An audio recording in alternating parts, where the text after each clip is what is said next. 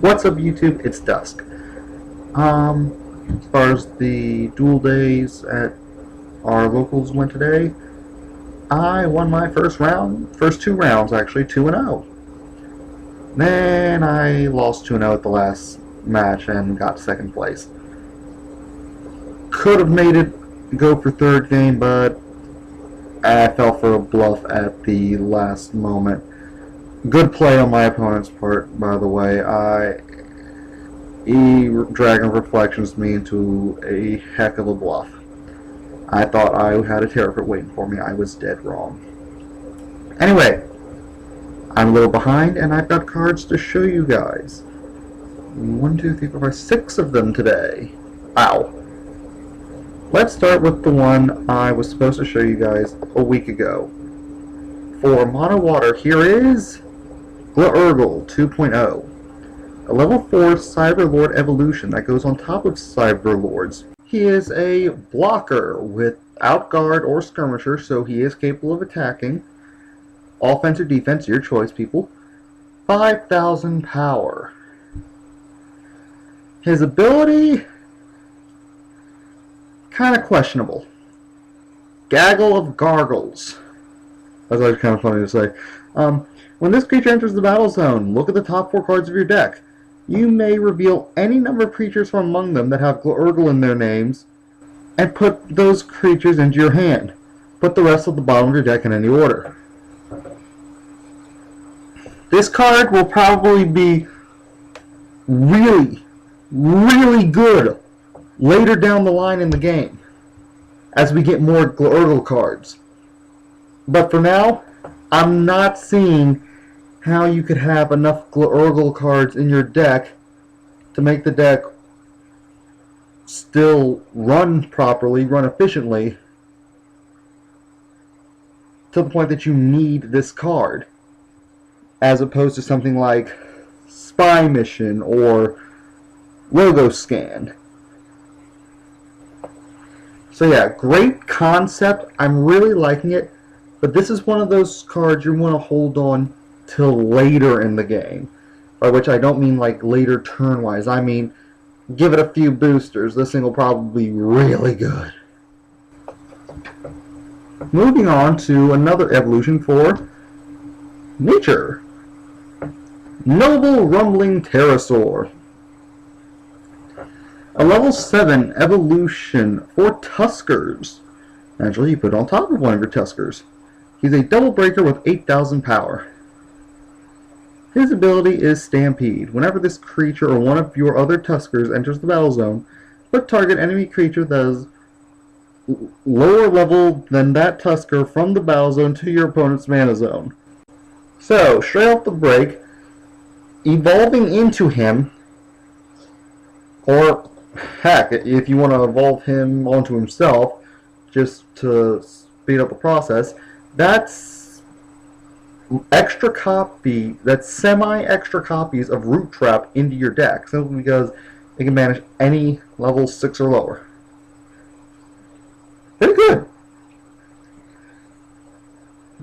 This can combo well with Gigahorn Charger, who can search him out, and then,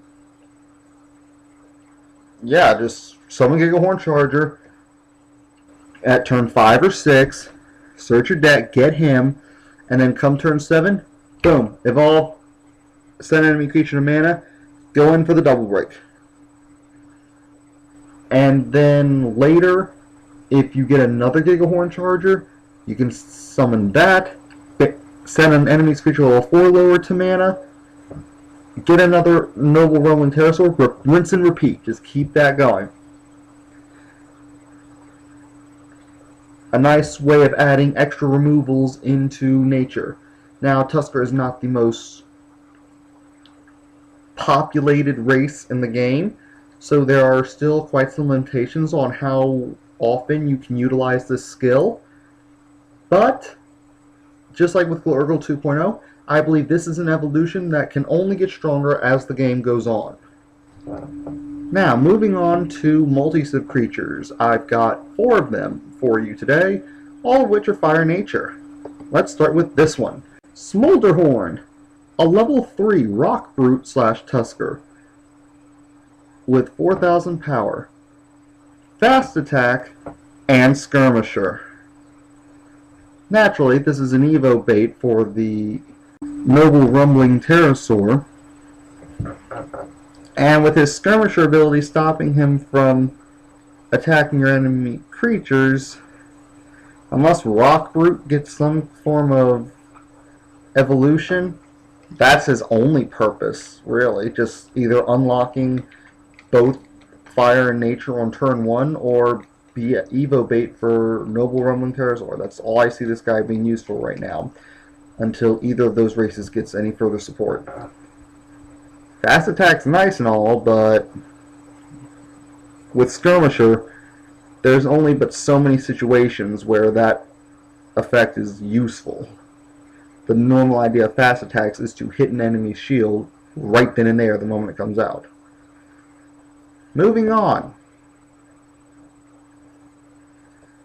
Weaponized Razorcat, a level 2 Stomper / Beastkin. Vanilla with 4,000 power. Pretty good for level 2. He can either A, be used to unlock both civilizations, or B, if you get them both by turn 2, you can bring him out, have a nice beater, and a Beastkin evolution. This, if Saberbolt can actually maintain presence in the game come Clash, this is going to be a very important card for the deck, if only for the reasons I just said. Evo Bait, actually, that's all the reasons a card needs at level 2. Evo Bait, Beat Stick, 4,000 Beat Stick at turn 2, seriously? And unlock both civs, or at least the potential to do so. It's beautiful. Next, I have a heavy disappointment. I mean, this is a disappointment to me. If you guys can gun me down on this and find some praise to be had for this next card, please do in the comments below. Here is Tatsurion the Champion, a level 6, 6,000 plus Armored Dragon / Beastkin, as are all other Tatsurions, with Double Breaker, and his effect is Stand and Fight. When this creature enters the battle zone, you may put the top card of your deck into your mana zone. If you do, and it's a fire card, this creature gets plus 2,000 power and fast attack until the end of the turn. Okay. First things first. 1, the card I just showed you has this thing's purpose of unlocking 2 civs at once, if that's what you're aiming for, with more diverse utilities. Secondly, level 6, 6,000 Double Breaker with a Tatsurion. Yeah, I know they were aiming for this to be the thing to help you bring out the Tatsurion the Relentless, but I honestly think we have better Tatsurions than this. Sure, they don't get the chance for fast attack without hyperspeed being out, but their effects bring much better utility. And that said, okay, this card, while it will shine beautifully if you can make it happen, will only be a threat to your opponent the turn it comes out, and that's on a chance. To run this, you have to be running 2 civs, so you have like a 1 in 2 chance, more than likely, if you're doing 50-50, of even having a fire card as the top card of your deck. And if you're running 3 or more civs, because I'm pretty sure it's expected that for Clash we're going to see a lot of Fire Nature Light. I myself am even thinking of making a deck like that. Okay, that's a 3rd civilization. That's even less likely that your top card is going to be fire. The odds just aren't with you on this one. I would actually prefer to stick with the other Tatsurions if I have to use one. Now, for the big finish on this video, and another thing I want to complain about on Tatsurion the Champion, this artwork is sad. I mean, seriously, look at all the other Tetsurion cards we've got. They intimidate you. They are actually kind of scary. Like, if that thing was charging at you, you would cry. You would actually just give up all hope, submit, and cry. The way the other Tetsurion artworks look if they were coming at you. But this one looks... It looks like Gumby wanted to draw a dragon, for crying out loud. What the heck, Wizards of the Coast? If you're going to make the ability that dicey, at least give us artwork that's good for it. But if we're going to talk about childish artwork, like I said, here's the climax of the video. Boom! Steam Tank Cryon. Yes, it looks like a chibi anime Beast Wars toy, but you wouldn't make those jokes as soon as I get to the abilities on this guy. First, let me start with his basic stats that he is a level 5, 4000 power Stomper / Megabug. Now, when you combine this with the cat I showed you a little bit ago, not to mention the Fire Darkness vanilla that was also a Stomper, we're getting a lot of Stompers on this set, even though the lore says they're supposed to be a rare race to encounter.